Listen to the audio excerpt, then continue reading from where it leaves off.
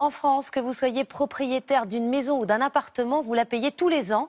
La taxe poubelle permet aux mairies de financer le ramassage des ordures, mais elle est très variable en fonction des villes. Elle peut aussi passer du simple au double pour les contribuables d'une même rue. Reportage de Justine Veil et Ziden Berkous. Nous les jetons sans même y penser. Ces sacs remplis de nos déchets nous coûtent pourtant très cher. Car pour venir les chercher devant nos immeubles ou nos maisons, les collectivités perçoivent une taxe de plus en plus décriée. Oui, et à la tête du client, quoi, à la limite, c'est ça. Donc, là, il y a quelque chose qui ne va pas. Opaque, voire injuste selon certains. Comment fonctionne cette taxe? Quel est le coût réel de notre poubelle? Depuis qu'il s'est penché sur la question, Dominique Régnier ne décolère pas. Alors que quelques mètres seulement séparent sa maison de celle de son voisin, l'écart entre leur taxe d'enlèvement des ordures est colossal. Je paye 380 pour cette maison et mon voisin. Et moi, je paye 201. Mais vos poubelles sont différentes? Elles ne sont pas ramassées autant de fois? Ah non, les poubelles sont ramassées Une fois par semaine, même contenance, 120 litres, 2 personnes dans les 2 foyers. Un écart de 180 € par an, car la taxe n'est pas basée sur les déchets, mais sur la valeur du logement.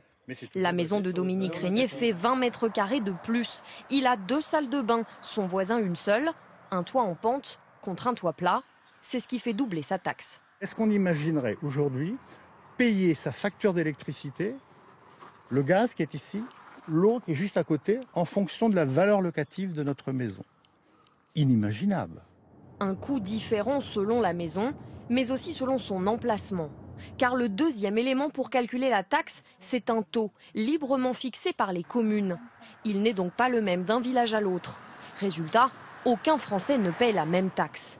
Et les disparités sont énormes, de 73 € en moyenne dans l'Oise à 176 € dans le Var. Mais pour ce directeur d'un syndicat de collecte des déchets, c'est logique, car dans chaque commune, le coût du traitement des ordures n'est pas le même. Rien que sur 2 communes qui sont côte à côte, il y en a une qui va à une usine qui est amortie, l'autre qui ne va pas à une usine amortie, et vous avez déjà 15 € de différence par habitant. Des disparités injustes selon les détracteurs de la taxe.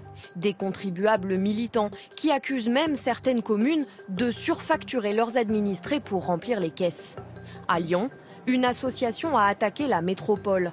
La justice leur a donné raison en invalidant plusieurs fois le taux de la taxe. Pourtant, cet élu réfute tout abus. Il a fait appel, car selon lui, les calculs de l'association sont tronqués. Il n'y a pas les salaires d'une énorme structure de la métropole qui s'appelle les ressources humaines. Les dépôts sauvages, ça y est pas non plus, il faut bien aller les ramasser tous les jours. Les corbeilles de papier qu'il y en a dans les 59 communes, il faut bien les débarrasser. On pourrait multiplier... Ça, c'est pas là-dedans. Mais non, c'est pas là-dedans. À Lyon, mais aussi à Lille ou à Nice, plusieurs affaires similaires sont devant les tribunaux. Alors, faut-il privilégier un autre système pour taxer nos poubelles? C'est le choix qu'a fait la communauté de communes de Sarrebourg en Lorraine.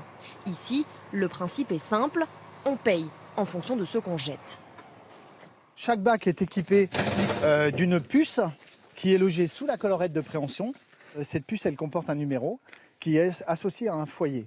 Et donc, chaque fois que le foyer ou le redevable va présenter son bac à la collecte, cette puce va être lue par cette antenne. Et ainsi, la levée sera comptabilisée.